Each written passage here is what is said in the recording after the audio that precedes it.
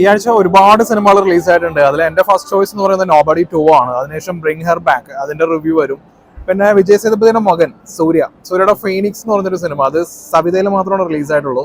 Actually അതൊരു action oriented ആയിട്ടുള്ള ഒരു പടമാണ്. അപ്പോൾ ഈ സൂര്യ എന്ന് പറയുന്നത് കുറെ നേരമായിട്ട് നമ്മുടെ നാട്ടിലെ മാധവ് സുരേഷിനൊക്കെ പോലെ കുറച്ച് നെഗറ്റിവിറ്റിയിലൂടെ ഫേമസ് ആയിട്ടുള്ള ഒരു എന്താ പറയുക, ഒരു താരപുത്രനാണ്. അപ്പോൾ പുള്ളി എന്തൊക്കെയാണ് ഈ സിനിമയിൽ കാണിച്ചു വെച്ചിരിക്കുന്ന ഡയലോഗ് മാത്രമാണോ അല്ലെങ്കിൽ അതിലുള്ള ടാലന്റ് ഉണ്ടോ എന്നൊക്കെ അറിയാൻ വേണ്ടി ഇപ്പോൾ ഫീനിക്സിന്റെ റിവ്യൂ വരും. പിന്നെ ഇന്ദ്ര എന്ന് പറയുന്ന ഒരു ക്രൈം ത്രില്ലർ, ഒരു തമിഴ് ക്രൈം ത്രില്ലർ ഒരെണ്ണം വന്നിട്ടുണ്ട്. അപ്പോൾ അതിന്റെ റിവ്യൂവും വരും. പിന്നെ അർജുൻ അശോകിന്റെ തലവര. അപ്പോൾ നോബഡി ടുവിന്റെ കാര്യം പറയുകയാണെന്നുണ്ടെങ്കിൽ ഫസ്റ്റ് പാർട്ട് കണ്ടിട്ടുണ്ടെങ്കിൽ നമുക്കറിയാം ഈ ബോബ് ഓഡൻകർക്കിന്റെ ഹച്ച് എന്ന് പറയുന്ന ക്യാരക്ടർ. പുള്ളി ഒരു പാപി ചെല്ലുന്നിടം പാതാളം എന്ന് പറയുന്ന പോലെ പുള്ളി ചെല്ലുന്നിടത്തെല്ലാം പ്രശ്നങ്ങളാണ്. അപ്പൊ അതിൻ്റെതായിട്ടുള്ള കുറച്ച് കാര്യങ്ങളൊക്കെയാണ് ഇതിനകത്തും വരുന്നത്. അപ്പൊ പുള്ളി ഫസ്റ്റ് പാർട്ടിൽ ഒരു ഓപ്ഷാക്ക് മൊത്തം പുള്ളി കത്തിച്ച് കളയുന്നതാണല്ലോ. അപ്പൊ അതൊരു ഹീറോയിസം കാണിക്കാൻ വേണ്ടി ചെയ്താണെങ്കിലും അത് പാരയായി.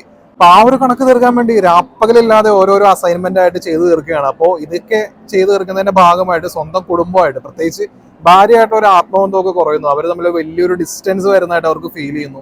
അപ്പൊ ഈ കുറവുകളൊക്കെ തീർക്കാൻ വേണ്ടി അതിന്റെ ഒരു ബ്രേക്ക് വേണം എന്നൊക്കെ പറഞ്ഞ് പുള്ളി ഒരു വെക്കേഷൻ പ്ലാൻ ചെയ്യുകയാണ്. പക്ഷെ വെക്കേഷൻ പ്ലാൻ ചെയ്താലും പുള്ളി പോകുന്നിടത്തെല്ലാം പ്രശ്നങ്ങളാണല്ലോ. അപ്പൊ അതാണ് ഈ നോബഡി 2 എന്ന് പറയുന്ന സിനിമ. മിക്ക സിനിമകളുടെയും സീക്വൻസ് നേരിടുന്ന പ്രശ്നം തന്നെയാണ് ഇവിടെ ഉള്ളത്. അതായത് ഫസ്റ്റ് പാർട്ട് കണ്ടിട്ട് ആ ഒരു അളവിൽ തന്നെ അടിപൊളിയായിരിക്കുന്ന ഒരു പടമായിരിക്കും സെക്കൻഡ് ഹാഫ് എന്ന് വിചാരിച്ചു കഴിഞ്ഞാൽ അത്രയില്ല. ഫസ്റ്റ് ഹാഫിൽ നമുക്ക് കിട്ടുന്ന ഒരു കുറച്ച് ബാഡാസ് മൊമെന്റ്സ് ഉണ്ട്, ഹാൻഡ് ടു ഹാൻഡ് കോമ്പാറ്റ്, ആ സംഭവങ്ങളെ കുറച്ച് അധികം നമുക്ക് ഫസ്റ്റ് പാർട്ടിൽ ഉണ്ടായിരുന്നു. ഇവിടെ അങ്ങനെ ഒന്നുമില്ല.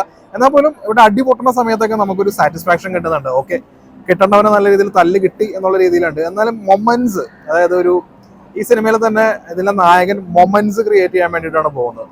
അതുപോലെയുള്ളൊരു ക്രിയേറ്റ് ചെയ്യാനുള്ള മൊമെന്റ്സ് ഈ സിനിമ ആസ് എ വ്യൂവർ, ഒരു പ്രേക്ഷകർ എന്നുള്ള നിലയിൽ നമുക്ക് നൽകുന്നില്ല എന്നുള്ളതാണ് എൻ്റെ പ്രധാന പ്രശ്നമായിട്ട് എനിക്ക് തോന്നിയത്. എന്ന് വെച്ചാൽ തീരെ മോശമല്ല, വളരെ ചെറിയൊരു സ്റ്റോറി ലൈനിൽ ഒരു പോപ്കോൺ ഫ്ലിക്ക് എന്നൊക്കെ പറയില്ലേ, പോപ്കോണൊക്കെ കഴിച്ചുകൊണ്ട് ചുമ്മാ രസകരമായിട്ട് കണ്ടിരിക്കാവുന്ന ഒരു 1.5 മണിക്കൂർ. കാര്യമായിട്ട് ഒന്നുമില്ല, നമുക്കുള്ള എല്ലാ കാര്യങ്ങളും പ്രഡിക്റ്റബിൾ ആണ്. ഇതിന്റെ ഹീറോയിക് സീൻസ് വരുന്നതും കാര്യങ്ങളെല്ലാം ബോബ് ഓഡൻകർക്ക് ആസ് യൂഷ്വൽ കിഡിലനായിട്ട് ചെയ്തിട്ടുണ്ട്. ആക്ഷൻ സീക്വൻസ് കുറച്ചും കൂടി അധികം ഉണ്ടെങ്കിൽ നന്നായിരുന്നു, പ്രത്യേകിച്ച് ഹാൻഡ് ടു ഹാൻഡ് കോമ്പാറ്റ്.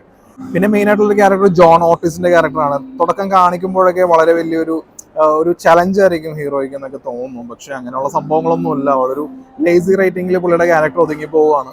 പിന്നെ വരുന്ന കോണി നീൽസൺ, പുള്ളി ഡീസന്റ് ആയിരുന്നു. പിന്നെ ഉള്ള ക്രിസ്റ്റഫർ ലോയിഡ് ഫസ്റ്റ് പാർട്ടിലെ പോലെ തന്നെ പുള്ളിയുടേതായിട്ടുള്ള രീതിയിലുള്ള അപ്പാപ്പൻ സ്റ്റൈൽ ഓഫ് ആ ഒരു പഞ്ച് സംഭവങ്ങളൊക്കെ ഇതിനകത്തും ഉണ്ട്. പുള്ളി കൈയടി വാങ്ങുന്നുണ്ട്, ആസ് യൂഷ്വൽ കൊള്ളാം.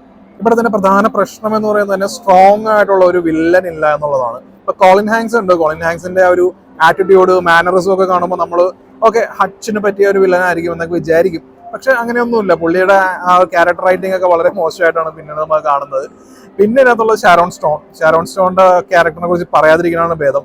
മെയിൻ വില്ലനാണ്, പക്ഷെ പറഞ്ഞിട്ട് കാര്യമില്ല, പുള്ളിക്കാരി വളരെ ശോകം. അങ്ങനെ ആകെ മൊത്തത്തിൽ കുറെ കുറവുകളൊക്കെ ഉണ്ട്. എന്നാൽ പോലും നമുക്ക് ബോറടി ഒന്നും ഇല്ലാതെ ചുമ്മാ ടൈം പാസിന് പോപ്കോണും കാര്യങ്ങളൊക്കെ കഴിച്ചുകൊണ്ട് ഇങ്ങനെ കണ്ടിരിക്കാവുന്ന ഒരു പടം, ഒരു ആവറേജ് എക്സ്പീരിയൻസ്, ഒരു മീഡിയോക്കർ പഞ്ച് ആണ് ഈ സിനിമ നമുക്ക് നൽകുന്നത്.